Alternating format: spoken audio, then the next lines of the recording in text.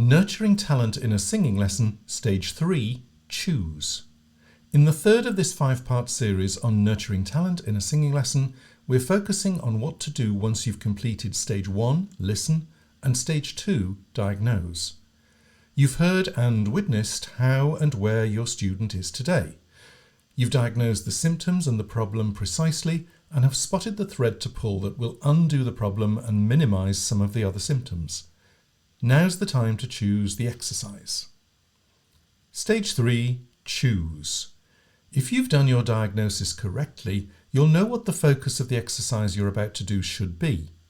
You might have several to choose from, or you might have a favourite that always works for that particular problem.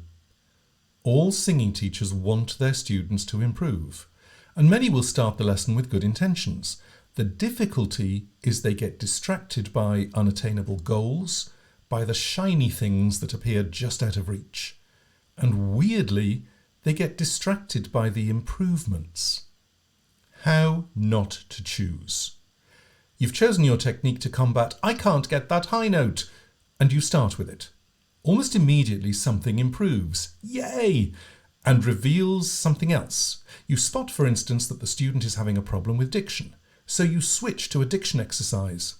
And then you spot that it's a tongue position thing for the song, so you swap to a tongue position exercise on vowels. That works. Oh, and remember to breathe properly.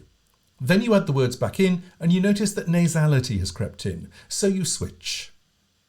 If you're the sort of teacher who aims at a performance by the end of each session, it's likely you're packing in instructions, giving verbal encouragement, often while they're still singing, and jumping from focus to focus as you build to the final performance.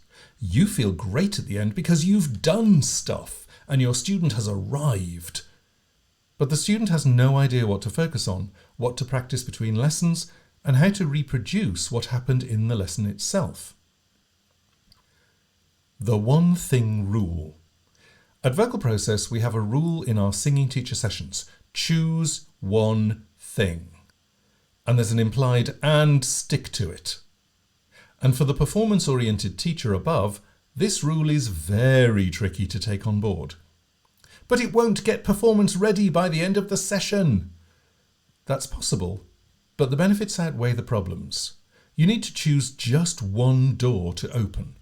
You and your student focus on one particular issue, and you choose the exercise that will target that one issue. In reality, you're doing two things with your original performance-ready goal. 1. You're replacing performance each lesson with knowing what to do. And 2. You're extending the ready from the end of the lesson to include at least the rest of the week. Remember that your focus for nurturing talent is the person in front of you. It's great that you feel satisfied at the end of the session, but that's a byproduct, an outcome, not a goal.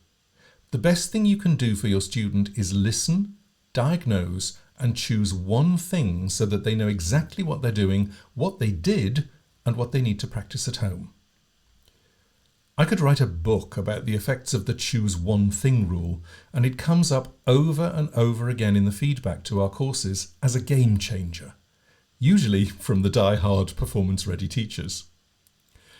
Making you choose one thing from a myriad of improvements you want to do in a lesson gives you and the student an incredible focus that pays huge dividends long term. But what if I choose wrong? It's such a responsibility that it's easier for me not to choose. That's why you need the 4th stage, Explore. We spend many hours on the Teacher Pathway and Accreditation program helping people to distinguish between symptoms and problems in vocal technique. And we focus on the one thing rule specifically in the first course on our Teacher Pathway, 12 Hours to Better Singing Teaching. vocalprocess.co.uk/teacher-accreditation/12-hours-to-better-singing-teaching. It could revolutionise your studio.